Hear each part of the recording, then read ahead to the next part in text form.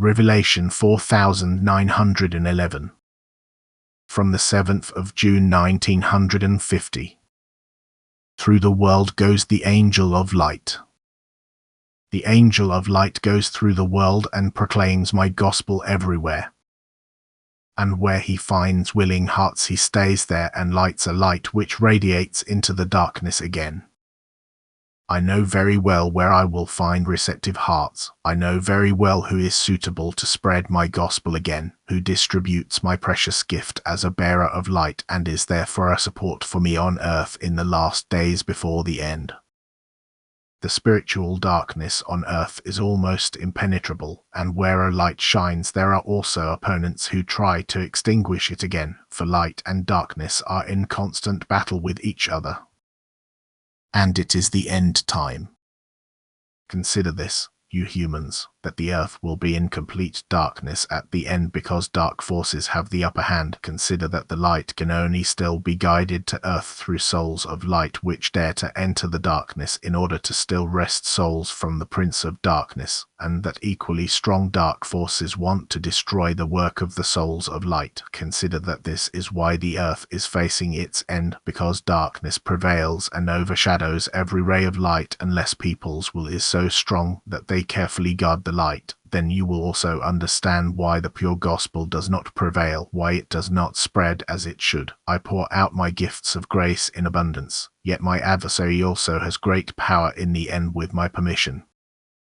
It is a battle between him and me which will certainly find victory on my side. Nevertheless, I let him have his way. After all, the human being's free will is decisive as to whether he prefers light or darkness.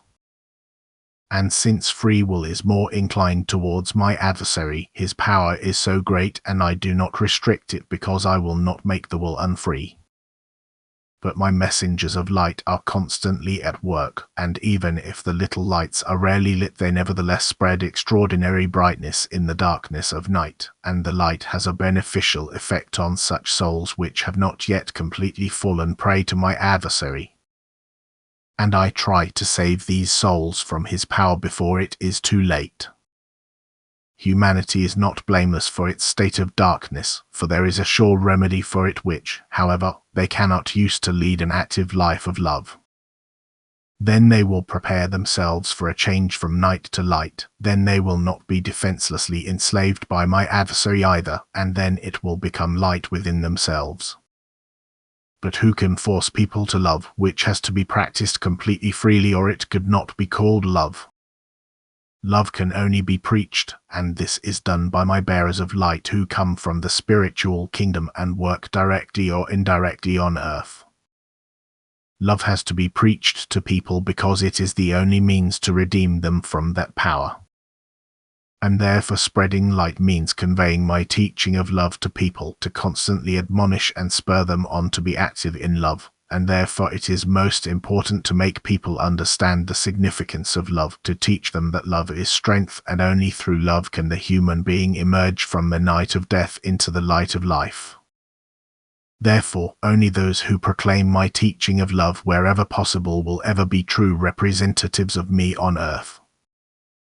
Then they will scatter sparks into people's hearts which, if they find nourishment, can flare up into a flame and then give off a bright glow of light which can be seen and felt as warmth in a wide area again. Teach love to all of you who want to serve me. Try to reveal to your fellow human beings the secret of their salvation. Kindle a little light everywhere and thus spread the gospel in the world, simply and purely, without outward appearances. Then you, as my apostles of the last days, will be emissaries from the spiritual kingdom. Then you fulfill your mission, which you have taken on of your own free will, to be active in the redemption of erring souls in the last time before the end. Amen.